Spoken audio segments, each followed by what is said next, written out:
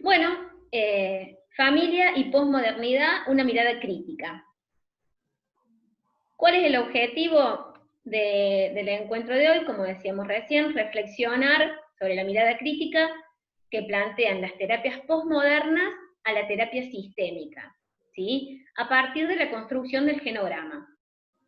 No es que la terapia sistémica ya no se usa más, no la tenemos que leer más, no la tenemos que conocer, no. Es una evolución de la terapia, de lo que propone la terapia sistémica, lo que plantean la terapia posmoderna. Es como cuando hablábamos de paradigmas, cuando en los primeros encuentros hablábamos de paradigma biomédico, no es que nos olvidamos de los postulados del paradigma biomédico, del biopsicosocial, sino que como ya no logran dar respuesta a la complejidad de los problemas que se nos presentan, se plantean otras miradas, como por ejemplo lo es el abordaje integral subjetivo, la determinación social de la salud. En este caso sería lo mismo, pero en relación a las herramientas o al abordaje familiar, ¿sí? Como una mirada más superadora, más compleja, ¿sí? Diferente, ¿sí? Una forma diferente de trabajar con familias, ¿sí? Eso es lo que vamos a comentar hoy. Bueno, para empezar a hablar del tema, vamos a retomar qué dice la terapia sistémica, ¿sí? La terapia sistémica define a la familia, que todos deben haber leído esta definición, que la familia es un sistema relacional abierto, ¿sí? Con miembros en constante interacción, donde propone que lo que le sucede a uno va a influir directamente en otro y así sucesivamente. Esa es la teoría general de los sistemas, ¿sí? Que propone la terapia sistémica. Entonces, traslada la atención del individuo, del marco individual, al conjunto de personas que conforman la familia.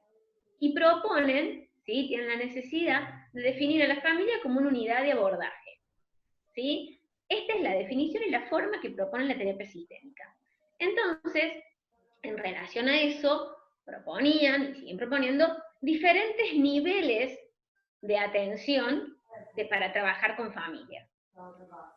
El médico de familia no se sitúa en el nivel 5, donde es hacer terapia familiar, que eso ya es un rol del psicólogo o del psiquiatra, ¿sí? Hacer terapia familiar, sino que nos sitúan los médicos de familia en el nivel 4, que, como lo mencionaban ellos, abordaje familiar. ¿Qué proponen en este abordaje familiar? Evaluar a las familias dentro de una norma, o sea, según determinadas características, ellos definen, los terapistas sistémicos definen a la familia como normal o funcional o disfuncional, según tengan o cumplan ciertos criterios.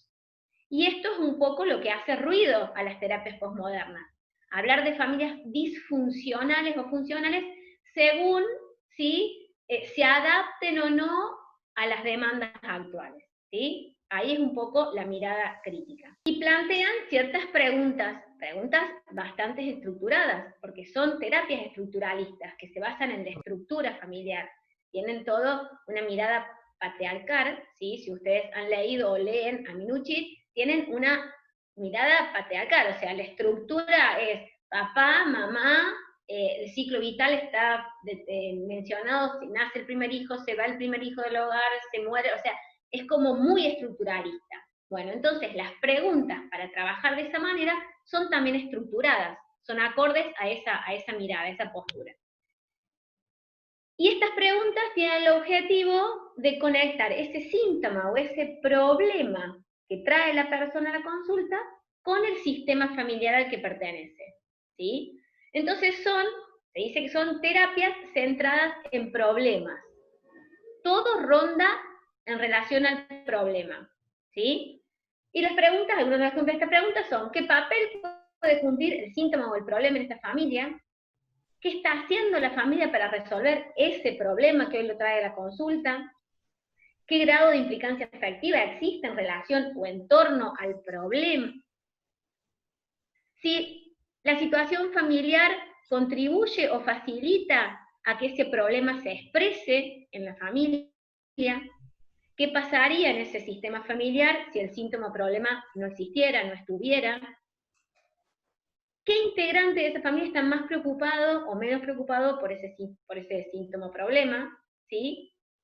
Entonces, ¿qué es lo que propone con esta estructuración? ¿Sí? Con estas preguntas tan estructuradas, trabajar con familias con problemas, ¿sí?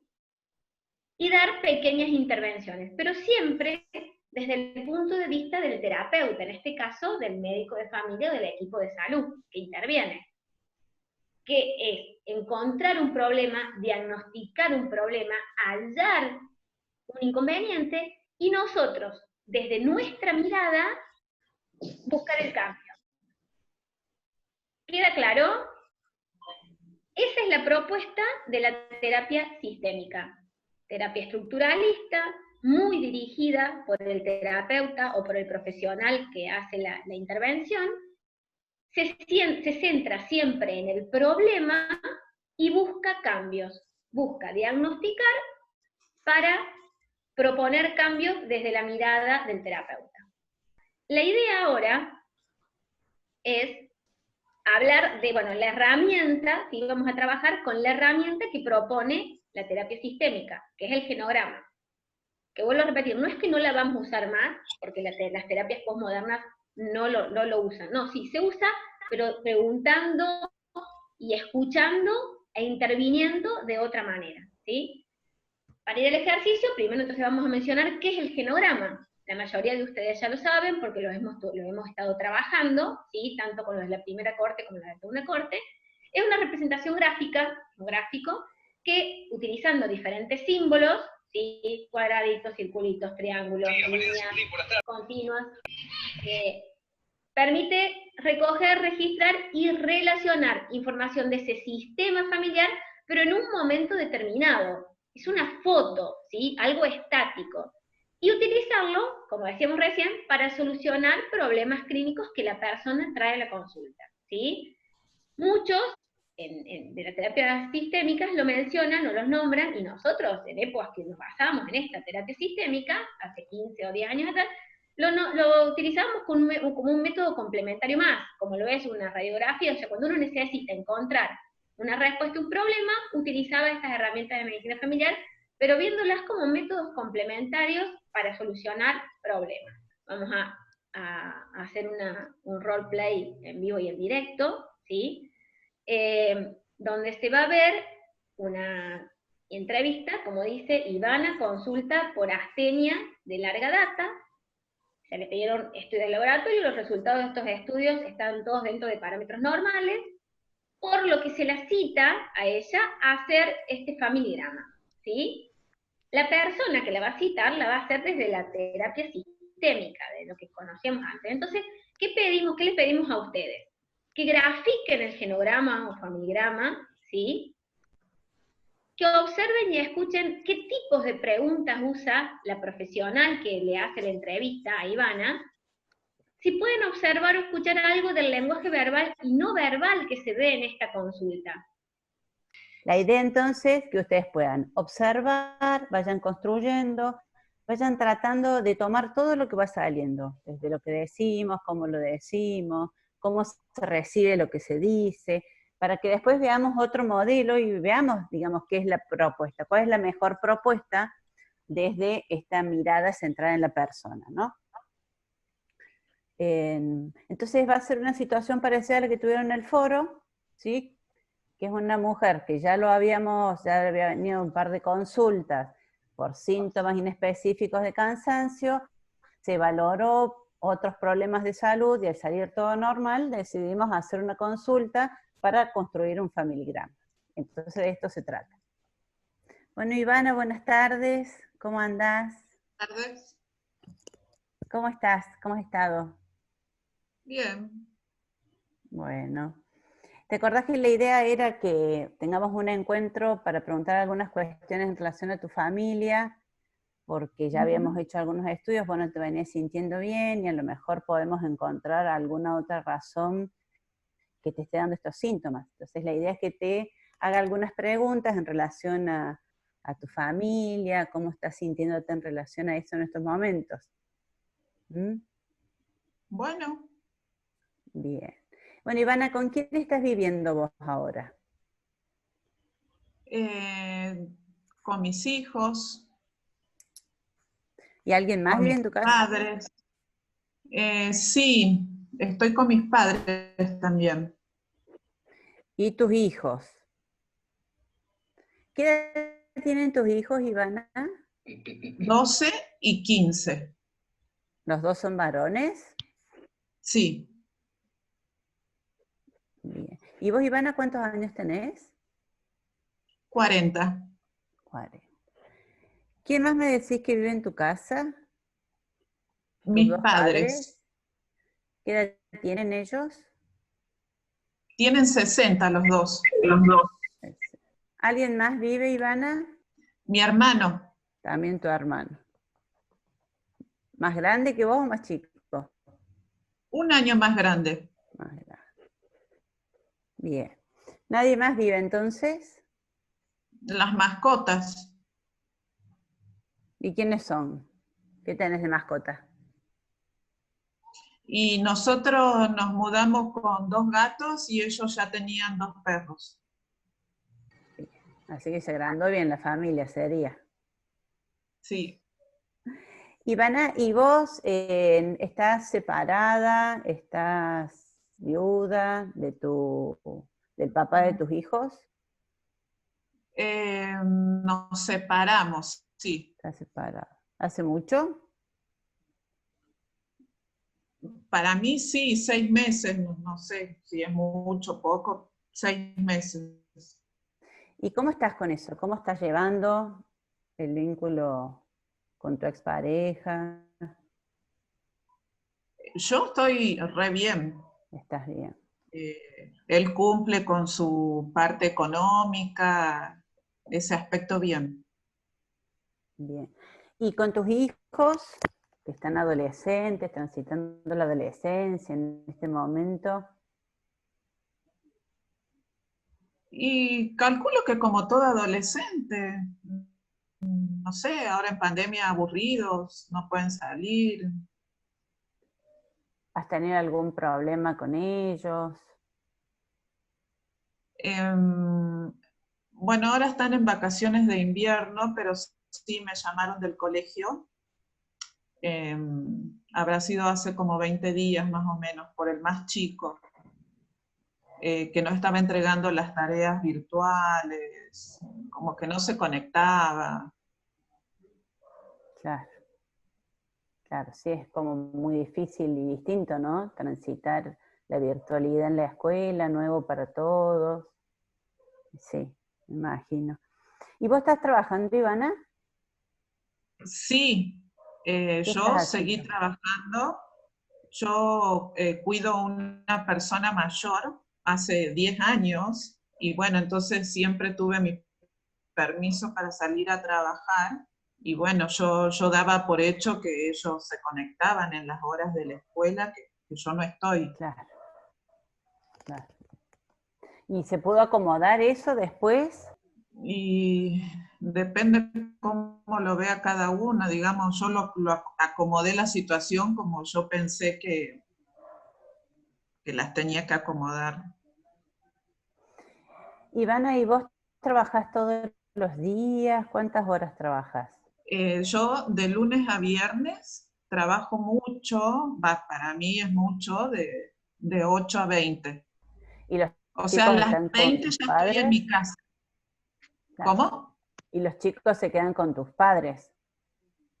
Sí, en realidad ellos ya, como yo les digo, son grandes, se bañan, ellos se saben cocinar solos también, porque antes vivíamos nosotros y no los cuidaba nadie, digamos, ahora estamos con mis padres y sí, se quedan con ellos. Bien. ¿Y ellos tienen relación con sus padres? Sí, lo que pasa es que se duermen toda la mañana, se despiertan a la 1 para almorzar y la hora en que ellos se van a hacer la siesta, o sea. Claro. ¿Pero con su papá biológico, bien? Ah, su padre. Y ahora es todo por videollamada, esas cosas. Claro. O más complicado. Nunca más lo vimos. Claro. ¿Y vos estás haciendo algo que te haga sentir bien, que te guste, que disfrutes? Algo así en particular, no, Nada. ¿Antes no. hacías algo? Antes, pero hace mucho. Vamos a cerrar acá nomás.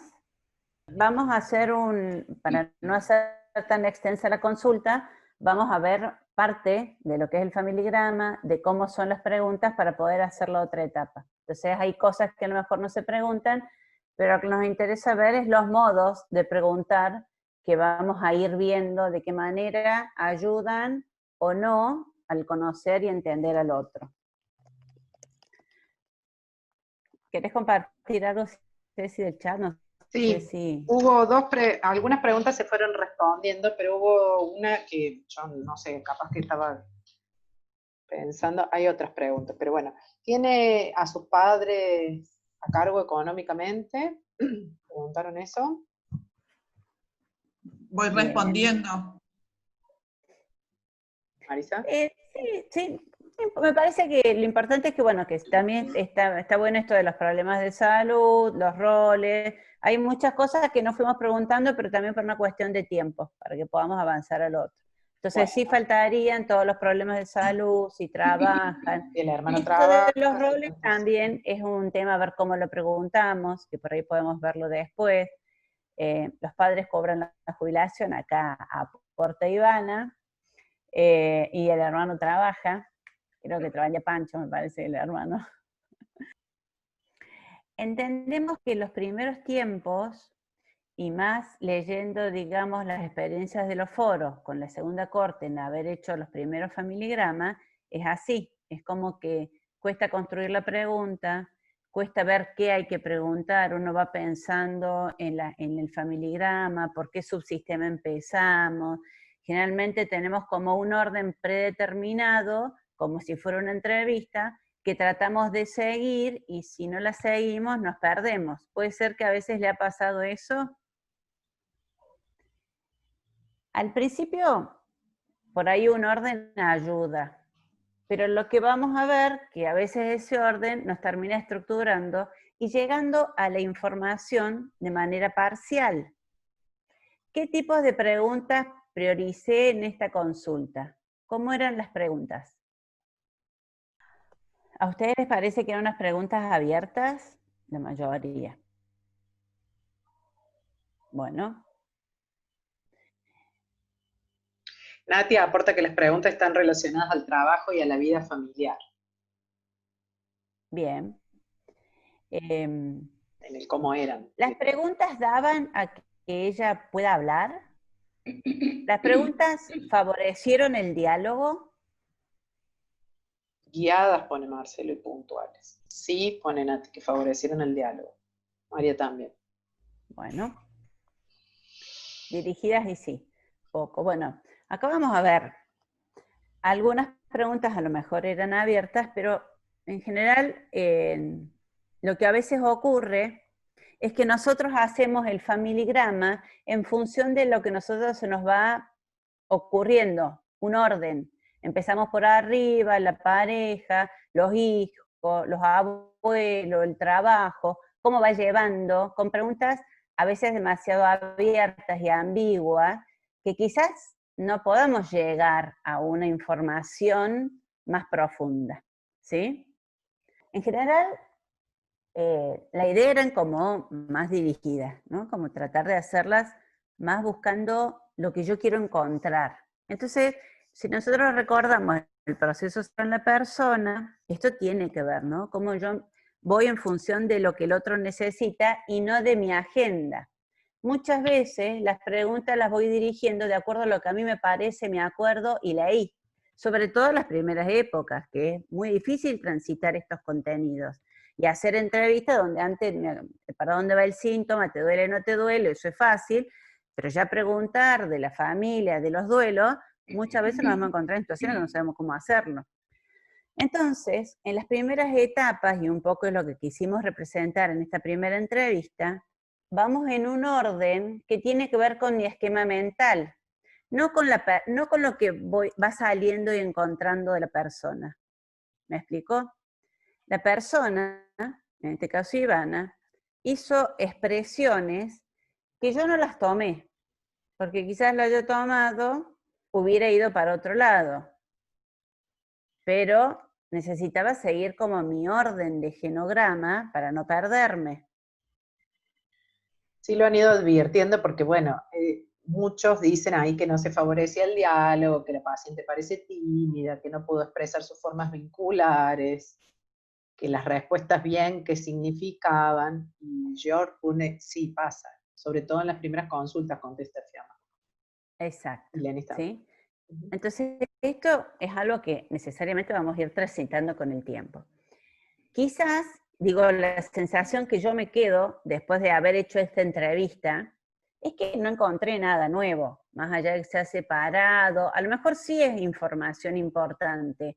Vive con sus padres, está separada, trabaja muchas horas por día, tiene 2 hijos en la etapa adolescente, o sea, son datos importantes. Pero eso no me da mucha información cómo ella los transita. Entonces, esta es la vuelta que quizás vamos a necesitar dar.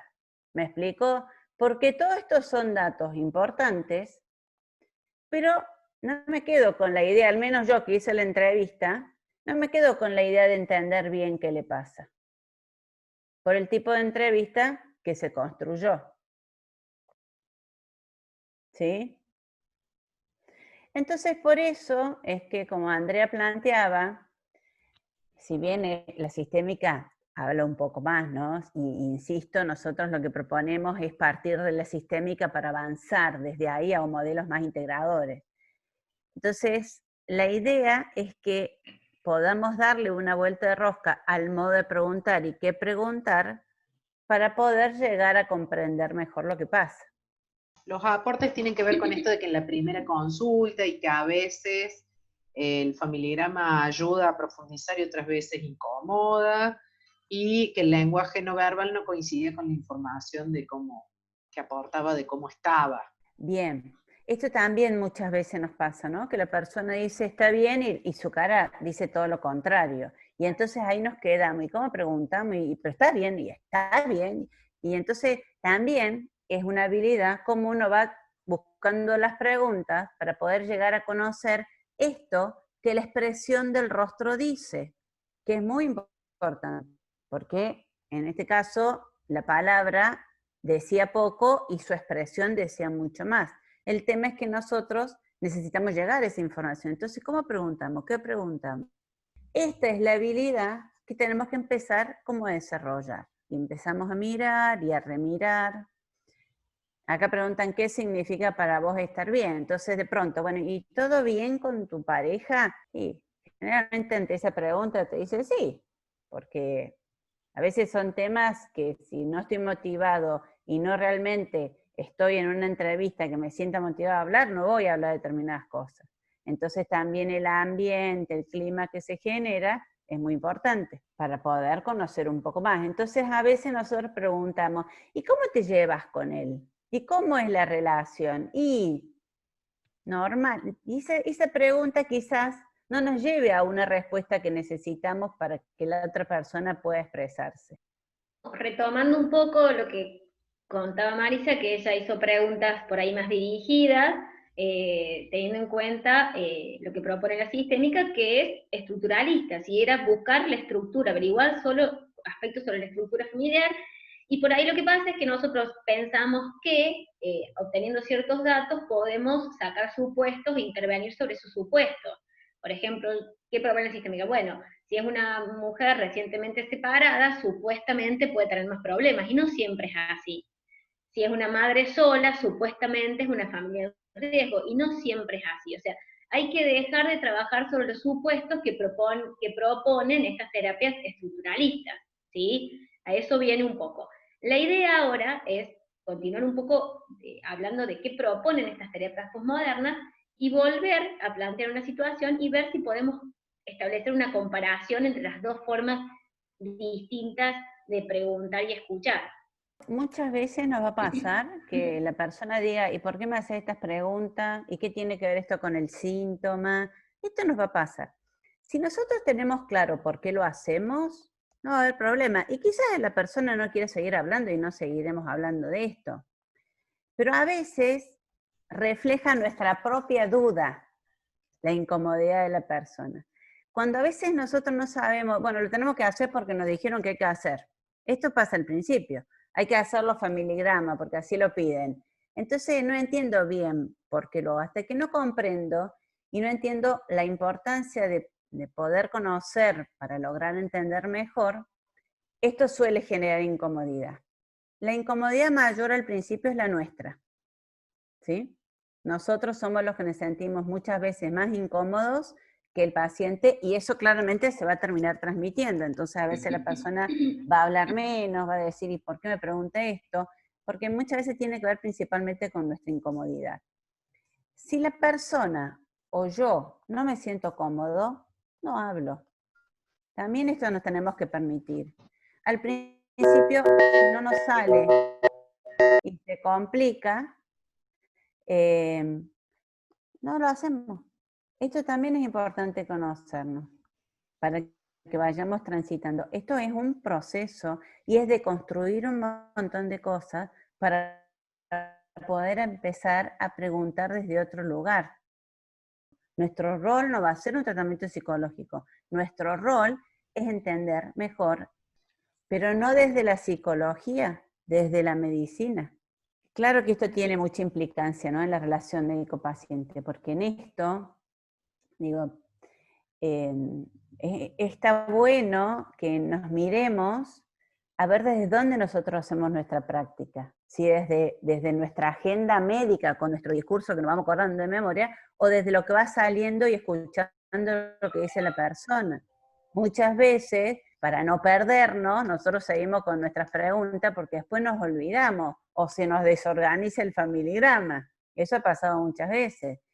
Pero esto, probablemente no lleguemos a encontrar lo que la persona trae para decir, porque a veces sin querer no le damos lugar, porque seguimos con nuestro discurso.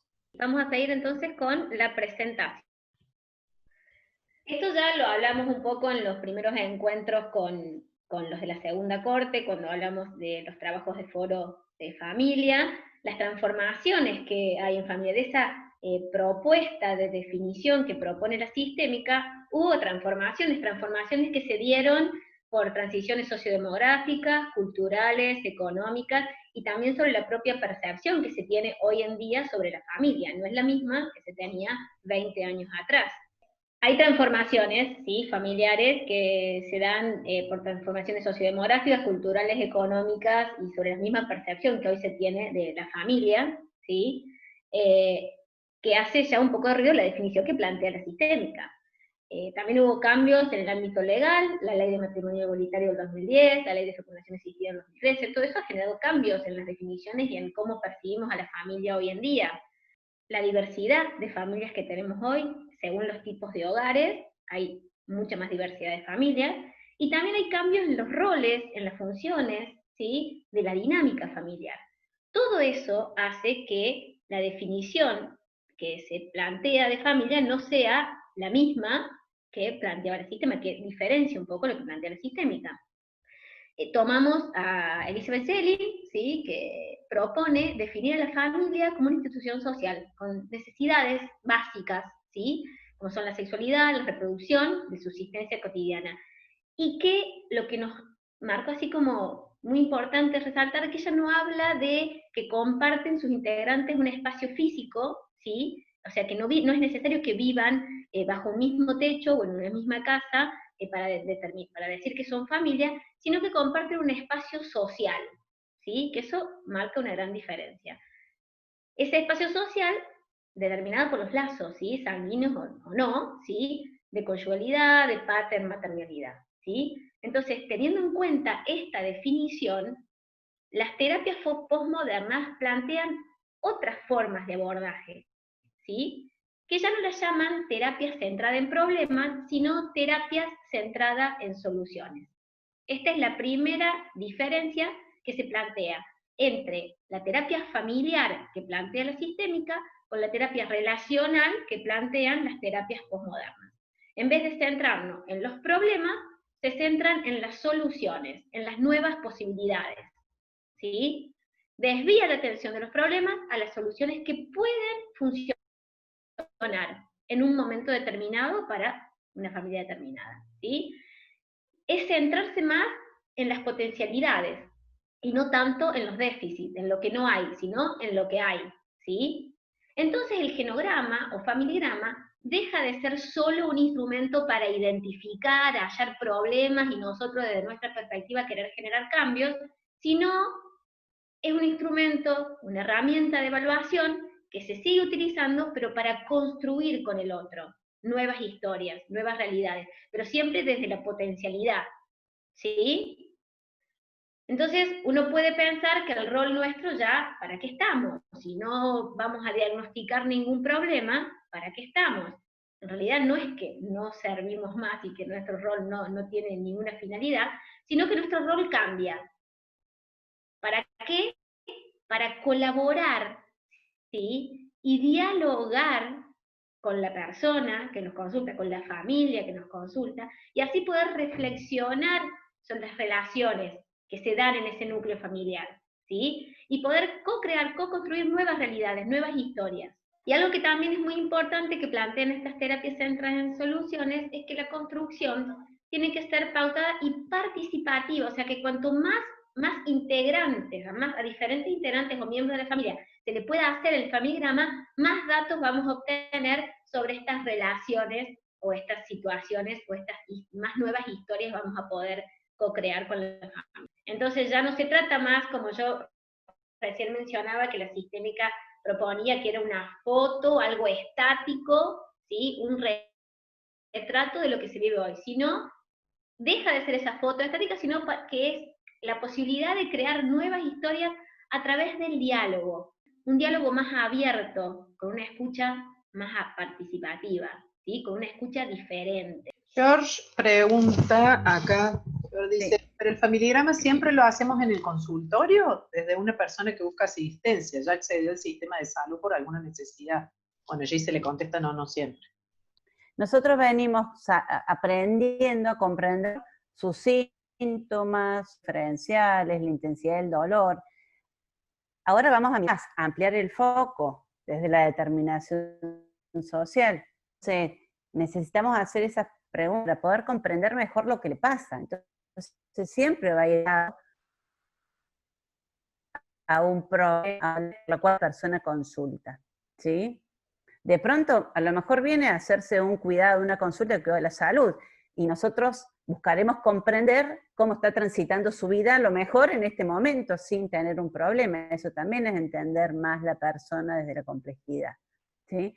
Pero es algo que necesariamente va ligado. En esto también es muy importante, porque muchas veces nos encontramos haciendo familigrama, preguntando un montón de cosas de la familia, y a la hora de dar la etapa resolutiva de la consulta, no tomamos nada de eso. Bueno, tome este antiinflamatorio y vaya a la casa, ¿sí? Entonces, en realidad, también esto es importante. El para qué, si yo quiero comprender mejor, es para acompañar de otra manera, y no desde la práctica, a lo mejor más reduccionista.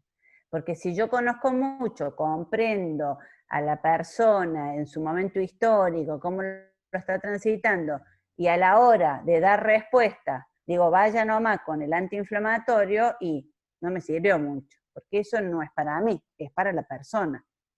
Bueno, vamos a la segunda etapa. Hola Ivana, ¿cómo estás? Hola, Doc. ¿Cómo va? Bien. Bien.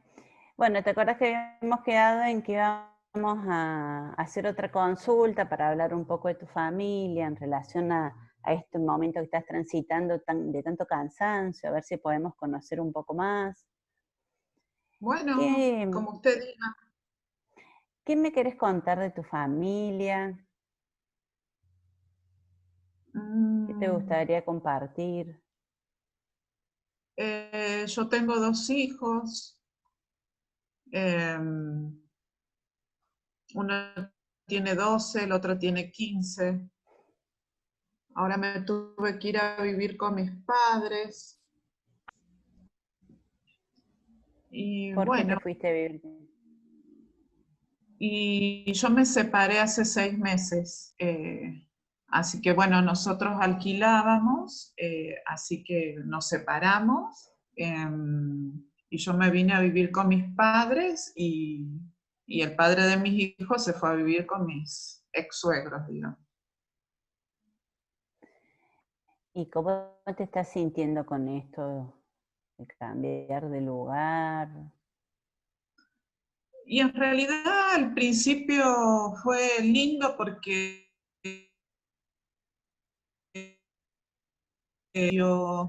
nosotros alquilábamos un departamento muy pequeño y me llevé mis 2 gatos y tenían patio y mis hijos tenían patio, o sea, como que esa parte al principio fue bien.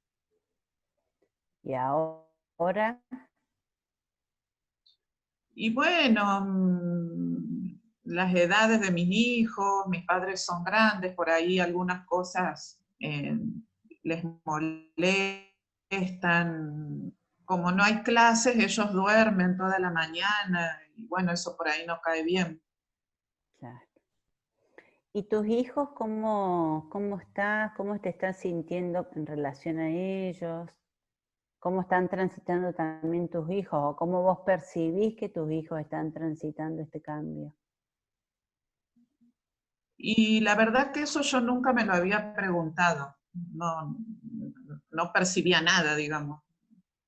Yo trabajo, iba, volvía al trabajo, iba, volvía, iba y volvía, y no, nunca me detuve a pensar eso que usted me pregunta ahora. Pero pasó una cosa, hace 20 días más o menos me llamaron del colegio por mi hijo el más chico, que no estaba entregando las tareas, que bueno, como no hay clases son virtuales, que no se estaba conectando a las clases. Yo no lo sabía. ¿Y cómo pudiste manejarlo? ¿Qué hiciste ante esta situación? Y bueno, le cuento así la verdad. Yo me enojé mucho ese día que me llamaron del colegio, corté, lo llamé, elevé el tono de voz. En realidad grité, le dije que cómo puede ser, que yo trabajo, que se supone que su única obligación es cumplir con el colegio. eh, bueno, nada, como que lo reté mucho y la verdad que no me esperaba que alguien de 12 años, que es mi hijo, me paró y me preguntó, o sea, todavía no lo puedo creer, ¿por qué? ¿Por qué no entregó las tareas? ¿Por qué no se conecta? Eh, la verdad que no me lo había preguntado, porque yo pienso, pago la cuota, le pago el wifi, qué sé yo, no me entraba ¿Y después se otra, lo, sí. se lo pudiste preguntar después, Ivana? ¿Pudiste hablar No, con él? o sea, sí, pero no. Sí hablamos, pero no encuentro la forma. ¿Y cómo podría ser la forma? ¿Qué te parece que podrías hacer para poder comunicarte con él, para conocer qué le está pasando? Y en realidad todavía no sé. No, lo único que encontré como opción, dado que como que él me exige, a ver, mamá, ¿por qué no me preguntás? ¿Qué sé yo? Agarré y, bueno, en realidad lo llamé a mi otro hijo que no tenía nada que ver con esto, y les dije, bueno, ya habilitaron las caminatas, somos todos DNI pares, así que les dije, bueno, vamos a salir a caminar, tenemos una plaza acá a 5 cuadras, y le digo, vamos a salir, pero así también se los dije, vamos a salir. No les pregunté, ¿quieren salir? No, vamos a salir, 20 minutos, vamos, volvemos, y fue en realidad lo único que se me ocurrió para poder encontrar también un lugar donde si ellos me quieren decir algo, que no estén también mi mamá, mi papá, mi hermano. ¿Y cómo te sentiste con eso, con esa salida? ¿Cómo estuvo? Y vamos saliendo 2 veces. Nada, digamos, por el momento no hemos hablado, solamente hemos caminado, pero nada, eso de caminar ya como que fue bien. Ivana, ¿y cómo te comunicas vos con tus hijos? ¿Cómo me comunico? ¿Sos de hablar? ¿Tenés espacios de que podés comentarle algo? ¿O en general siempre hablas de cuando estás enojada? ¿Te es fácil hablar con ellos, ponerle límite? Y lo que pasa es que yo en realidad salgo a la mañana, vuelvo a las 8 de la noche, siempre con que estoy cansada, con que si barrieron la habitación, si pusieron la ropa para lavar, si a quién le toca lavar los platos. No sé si eso se puede llamar comunicación. O sea, por eso le digo, no, hay cosas que nunca me las pregunté y hasta ahora.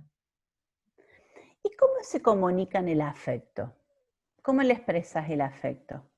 Y tal vez como me lo expresaron mis padres, eso, pagando la cuota, pagando el wifi, no sé, o sea, no, usted me pregunta ahora y no sé, tengo ganas de anotarlo ahora y después pienso, no sé. Está bueno. Ivana, ¿y tu expareja puede participar en esto? En esto que también es el padre y en esta situación que te estás sintiendo como complicada. Mm, la verdad que le conté que llamaron del colegio y nada más. Yo, digamos, mientras menos lo escuche, para mí mejor. No, él paga la cuota alimentaria y, digamos, no lo he hecho muy partícipe de esto. O sea, yo sin él me siento bien. ¿Te sientes mejor que Sí. estando él? ¿Y tenés a alguien que te pueda acompañar? ¿Con quién vos podés compartir esto? No, esto se lo estoy contando a usted ahora, pero no he hablado con nadie. ¿Y con tus padres cómo te estás sintiendo en este momento? ¿Cómo es la relación? Y yo estoy muy agradecida con ellos. Me permite poder tener un espacio seguro, me puedo ir a trabajar tranquila porque sé que mis hijos están ahí. Ellos nada, bien me siento. Nunca les pregunté igual a ellos tampoco cómo se sienten con todos nosotros ahí, pero bueno. ¿Y vos qué percibís? ¿Cómo Y están por ahí ellos? lo que decía al principio, que les molesta un poco ciertas cosas de los chicos. ¿Y pudiste hablarlo con ellos? ¿Pudiste preguntar o es que a vos te parece nomás? No, es que a mí me parece. ¿Y podrías preguntarle? ¿Podrías hablarlo con ellos? Y capaz que sí, ¿no? Por ahí Usted a lo dice que yo mejor. lo tengo que hacer ¿Qué te parece a vos? y no sé, me parece que me estoy yendo con más tareas de las que le dieron a mi hijo. ¿Y eso te parece que está bueno o no? Sí. Terminamos. Ivana, una genia. Lejos Ivana de acá al Oscar, una maestra, gracias. Mínimo un Martín Fierro, por Dios, qué actuación. Una maestra, Ivana, hasta se le llenaron los ojos de lágrimas. Pero lagrimé y todo, por favor. Bueno, Silvia aportaba que el tipo de preguntas hizo que iban a expresar más sentimientos y emociones y no solo la estructura de la familia. Una pregunta, por ejemplo, ¿qué me querés contar? Es una pregunta que motiva a comunicar. La primera entrevista fue un poco más fría, con preguntas cerradas. Nati le aportó esto, que qué importante la forma de acercarse diciendo cómo te sentís vos con esto, dejando de lado las hipótesis que podemos hacernos y dando lugar a que surja lo que a la persona le pasa. Pau, claramente hay una escucha activa y eso le permite poder expresarse a la paciente con mayor comodidad. Nati vuelve a poner que las preguntas han sido enfocadas a cómo se siente la paciente en relación a su familia y no tanto a las características de las mismas. María responde que las preguntas son mucho más abiertas. María José Pone que le encantan las preguntas y que cambia a sus hijos por Marisa y dónde saca turno, después te pasamos el precio, María José. Yo soy la manager. Y Florencia aporta que es una entrevista mucho más personal y van a estar más abiertas y la información que sale de la entrevista sí puede ayudar a la familia y a lo relacional. Damiana dice que excelente, se nota el cambio de una entrevista a la otra, las preguntas totalmente abiertas y distintas. Agustín dice que Ivana tuvo un rol mucho más activo en la reflexión y Fiamma también a veces resulta difícil hacer este tipo de consultas, son movilizantes. Diego pone que Ivana estaba un poco más predispuesta a hablar porque se puede haber creado un poco más de confianza. Lenny aporta que se enfocó a su dolencia, que piense cómo le afecta a su vida, qué le espera que pueda cambiar. Franco pone, son preguntas afectivas y bien dirigidas. Ay, se me perdió el Franco. Bueno, perdón. Vamos de nuevo. Y bien dirigidas a profundizar los sentimientos de su duelo. Georg dice que nos falta mucha experiencia y se ríe, y Melania se ha brindado el espacio para que Ivana pueda compartir todo lo que quiera, así debería ser una entrevista. Carola dice que sin decirle lo que debe hacer, le hace preguntas que permiten una reflexión que pueden llevar a una construcción y a un cambio de relaciones. Renor aporta que es una entrevista más demostrativa, que crea un interés más profundo de sentimientos verdaderos, y Nati dice cuán importante es adquirir competencias para ir manejando la entrevista según se va presentando la situación. Vivi aporta desde el paciente y lo que siente. Quería tomar algo que ustedes plantearon, esto del qué decirle, esto de que a partir de la reflexión ella pudo decir lo que tiene que hacer. Una de las grandes preguntas que nos hacemos es decir, ¿y qué le decimos? ¿Sí? En esto que recién Fiamma compartía, hay consultas que nos cuestan porque hay situaciones que además nos tocan de una forma distinta, nos movilizan y nosotros somos parte de la entrevista. Entonces también es importante que nos demos ese lugar. Miren, lo mejor es no decir nada. ¿Sí? Eso es como lo mejor.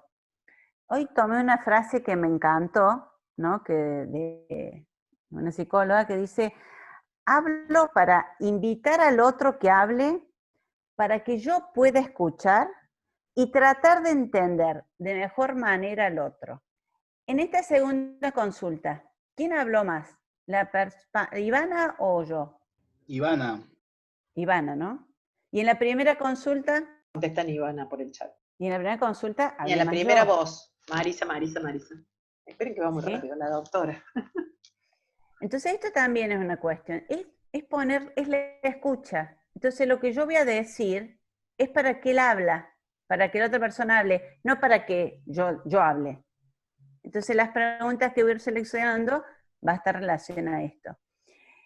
Y siempre la mejor estrategia es volver la pelota a la cancha del otro. Yo, ¿quién soy para decir lo que tiene que hacer el otro? Cuando ella me pregunta, ¿eso es lo que tengo que hacer? ¿Yo quién soy para eso? Yo tengo mis conocimientos teóricos de determinada línea, pero la persona es la otra persona. Yo puedo acompañar, pero decir lo que tiene que hacer el otro, si la mejor estrategia es salir a caminar o decirlo o no hablar, no sé, es una posibilidad. Pero quien tiene que elegirlo es la persona. Entonces, sí, en esto es muy importante que cuando, lo mismo que las problemáticas de violencia y en general, nosotros tenemos que tratar de que la decisión la tenga que tomar la otra persona, porque en realidad nosotros podemos decir lo que está bien según la bibliografía, que es nuestro saber, pero la persona tiene el saber de lo que está pasando, de cómo se está sintiendo y de las posibilidades que va teniendo. Entonces eso es como importante, ¿no? No. En estos temas, mejor repetárselo al otro. Y ahí no vamos a meter la pata, ¿eh? Ahí no vamos a meter la pata. ¿Y a usted qué le parece? ¿Qué haría usted? ¿Cómo se sentiría cómodo haciéndolo? ¿Qué cree que es lo mejor para usted y su familia? Porque yo voy a decir qué es lo mejor para mí. Y qué es lo mejor para la bibliografía. pero ya que es lo mejor para el otro, y yo en lo personal no me animaría a decirlo. Quedó un comentario de Mariana, que ella hizo referencia a esto de que Ivana te interpeló cuando te dijo que le dabas mucha tarea más que al hijo, que se iba con más tarea que el hijo. Y la verdad que no sabe qué hacer. Entramos en una situación como realmente de consulta, ¿eh? Y no supe qué hacer, me tomó como desprevenida su comentario. Y después dije, ¿y esto? No sé ni lo que me salió, pero en realidad me tomó desprevenida, porque en realidad esto nos pasa. Digo, ¿y ahora qué digo? ¿Y ahora cómo salgo de esta? Nos va a pasar un montón de veces, y bueno, nada. Pero también Está tiene que bueno ver, esto de que el otro te interpele. Sí. claro, y del componente del campo común, de participar. El otro es un activo, no un pasivo, y eso es la mejor representación. Que por ahí nadie se deprima o bajonee si no puede hacer esas preguntas, que quizás al principio a alguien que por experiencia por ahí le cuesta movilizar sentimientos, también van a costar, y esto es con práctica, entrenamiento, de a poco, ir preguntando de a poco, no es que de un día para el otro vamos a hacer esta entrevista, también como para los niveles de exigencia no ponerlos tan arriba. Esto lleva mucho tiempo y lleva mucho proceso de conocimiento de uno y de mirada del otro. Entonces esto es claramente un proceso. Quizás, a lo mejor, lo que más tenemos que desarrollar es la escucha, que también el tránsito en la profesión nos va a ir dando la seguridad para soltar un poco. Pero lo que creo que más tenemos que aprender es a escuchar, con todos los sentidos. Y para eso una de las cuestiones fundamentales es estar acá, es estar atento donde estoy. Entonces esto es un requisito fundamental. Tratar de cuando estoy en una consulta, estar en la consulta. Y no mientras estoy en la consulta, estoy con los hijos, con la cosa, como nos pasa la mayoría de las veces. Entonces también ese es un elemento importante. Que uno pueda realmente estar presente con el cuerpo, con la mente, con el corazón, en el lugar. Eso ya va a aliviar mucho, porque me va a sacar este miedo de lo que tengo que hacer. Nada, estoy, ya eso es la presencia. Vamos a continuar con la presentación, que es como la conclusión de todo lo que dijeron ustedes. ¿Qué tipo de escucha y de preguntas proponen las terapias postmodernas, estas terapias relacionales, que en realidad es lo que concluyeron ustedes después de escuchar la entrevista de Marisa? Bueno, estas terapias postmodernas, relacionales, no estructuralistas, lo primero que proponen, que es lo que se vio en esta consulta recién, una escucha respetuosa, no emitir juicios, prejuicios, no culpabilizar, escuchar atentamente y de manera respetuosa. Usar preguntas reflexivas sobre las relaciones familiares, ¿sí? Lograr hacer reflexionar a la persona que consulta sobre cómo son estas relaciones en cuanto a roles, límites, comunicaciones, adaptabilidad, historias familiares previas, para ver de crear nuevas historias desde otra mirada, ¿sí? Usar preguntas abiertas, como todos ustedes mencionaron, para ver sobre todo las fortalezas y las potencialidades y posibles cambios, pero en relación a las fortalezas y posibilidades y no en relación a los déficits o a las cosas que están mal, entre comillas, ¿sí? Y utilizar obviamente preguntas sin categorizar, no buscamos definir si la familia es funcional o disfuncional, eso ya está totalmente descartado, ¿sí? Esto es un poco lo que ustedes plantearon, ¿sí? Me parece que han podido entender y ver y percibir el cambio entre el primer interrogatorio, entre la primera entrevista y la segunda entrevista, que eso es lo que, bueno, queríamos lograr con este encuentro, sobre todo ponerle mucho foco a la entrevista y que ustedes pudieran ver las diferencias, y plantear esto, una mirada crítica. No es que la terapia sistémica está mal, nadie está hablando de qué está bien y qué está mal, sino que proponemos mirar de otra manera que a nuestro parecer y al de muchos es mucho más completa, ¿sí? nos permite dar más respuestas, desde un lugar diferente, ¿sí? Desde un lugar, desde la colaboración, y no desde el ordenar o imponer o decir cómo deben actuar las personas en relación a un problema. Que en realidad el problema es de ellos deberían decir cómo actuar, cómo continuar, qué cambios hacer, ¿sí? Y nosotros acompañarlos en ese cambio. Esta es la bibliografía a la cual hemos recurrido. Después vamos a compartir la presentación en el aula virtual. Hay muchísima bibliografía sobre estas terapias posmodernas, terapias relacionales y la mirada crítica que le hacen a la sistémica. Y bueno, eso es todo. Muchísimas gracias por la escucha activa de todos. La verdad que estuvo hermoso, muy hermosa la devolución que dieron.